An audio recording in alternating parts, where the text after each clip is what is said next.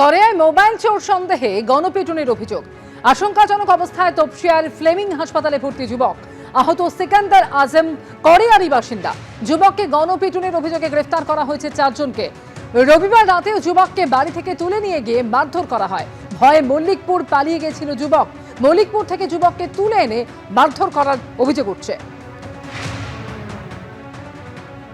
রিক্সা চালায়, কিছু মোবাইলের চুরির মামলা আছে, তো ওরা একে তুলে নিয়ে গেছে।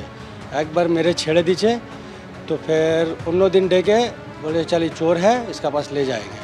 তো চোরের কাছে নিয়ে গেছে, তো এই ছেলেটা পেলিয়ে গেছে ভয় দিয়ে, মারের ভয় দিয়ে। ফের এরা মল্লিকপুর দিয়ে একে তুলে এনে একে অনেক মেরেছে, অনেক মানে এরম মেরেছে কি ওর পায়ে রড লেগে গেছে, হাত ভেঙে গেছে, এরম হয়ে গেছে কি ওরকে সিলাইন চালাবার জায়গা নেই, এখান দিয়ে চড়িয়েছে। বজবজে সুকান্ত মজুমদারের উদ্দেশ্যে জুতো চোর স্লোগান। আক্রান্ত দলীয় কর্মীকে দেখতে গিয়ে তুমুল বিক্ষোভের মুখে পড়লেন সুকান্ত মজুমদার। 100 দিনের কাজের টাকার দাবিতে সেখানে স্থানীয়রা বিক্ষোভ দেখান। বিজেপি রাজ্য সভাপতিকে উদ্দেশ্য করে জুতো তুমুল বিশৃঙ্খলা তৈরি হয় এবং সুকান্ত মজুমদারের উদ্দেশ্যে চোর স্লোগান ওঠে। সুকান্তকে ঢাল দিয়ে ঘিরে রাখেন নিরাপত্তা কর্মীরা। নিরাপত্তার ঘেরাটোপে দীর্ঘক্ষণ হেঁটে আসতে হয় বিজেপির রাজ্য সভাপতিকে। বিক্ষোভের নেপথ্যে তৃণমূল কংগ্রেস রয়েছে বলে দাবি করেছেন সুকান্ত মজুমদার। পুলিশকে জানিয়ে আসা সত্ত্বেও এই পরিস্থিতি গণতন্ত্রের হত্যা, এমনই প্রতিক্রিয়া সুকান্ত।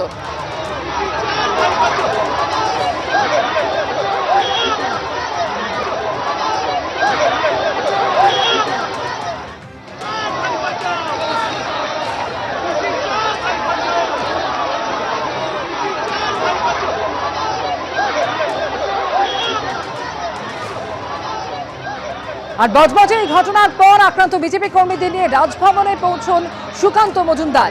আজ বজবজে গিয়ে বিক্ষোভের মুখে পড়েন বিজেপির রাজ্য সভাপতি এবং সেখান থেকে ফিরেই রাজভবনে যান সুকান্ত মজুমদার।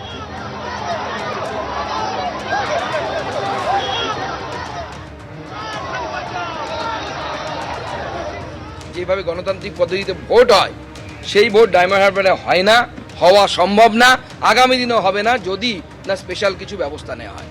সেই স্পেশাল ব্যবস্থা নির্বাচন কমিশন কিভাবে করবে তার ব্যাপার। ডায়মন্ড হারবারের মতো জেলাগুলোকে, যেখানে এই ধরনের জাহাঙ্গীর খানের মতো লোকেদের দৌরাত্ম্য, সেই সমস্ত লোক যে মানে well known criminal, certified criminal, তাকে রাজ্য সরকার ওয়াই ক্যাটাগরি সুরক্ষা দেয়। জাহাঙ্গীর খানের নামে কতগুলো জমি আছে শুধু ডায়মন্ড হারবারে, এবং সেখানে ল্যান্ড জেহাদ হচ্ছে, হিন্দুদের জমি কম দামে জোর করে নিয়ে নেওয়া হচ্ছে, কিচ্ছু বলার উপায় নেই। ভারতীয় বা ভারতের পক্ষের কোনো নেতা গেলেই ডায়মন্ড হারবারে এটা হয়।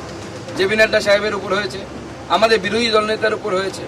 আমাদের কাছে ছবি আছে, একজন মহিলা যাকে হয়তো অনেকে আপনাদের চ্যানেলেও জুতো হাতে দেখা যাচ্ছে, তিনি শুভেন্দুবাবুর আক্রমণেও ছিলেন, আমার উপরেও আক্রমণের ছিল। ভাড়াটে মহিলা বাহিনী তৃণমূলের, বর্তমানেও ডায়মন্ড হারবারটাকে তৃণমূল কংগ্রেস পাকিস্তানে পরিণত করেছে। অবশ্যই করবো, মাননীয় গৃহমন্ত্রীকে করবো, স্পিকারকে করবো, কারণ এখানে প্রিভিলেজ ভঙ্গ হয়েছে।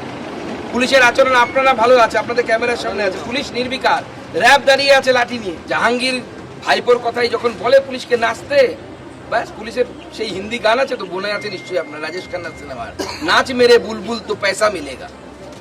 পশ্চিমবঙ্গের পুলিশের অবস্থা এখন তাই, জাহাঙ্গীর এবং অভিষেকের বুলবুলে পরিণত হয়েছে এই পুলিশ। কিন্তু গণতন্ত্র পাকিস্তানে আছি তো মনে হচ্ছে আমরা। ডায়মন্ড হারবার কি is not a part of this country? Diamond Harbour কি এই দেশের অংশ নয়?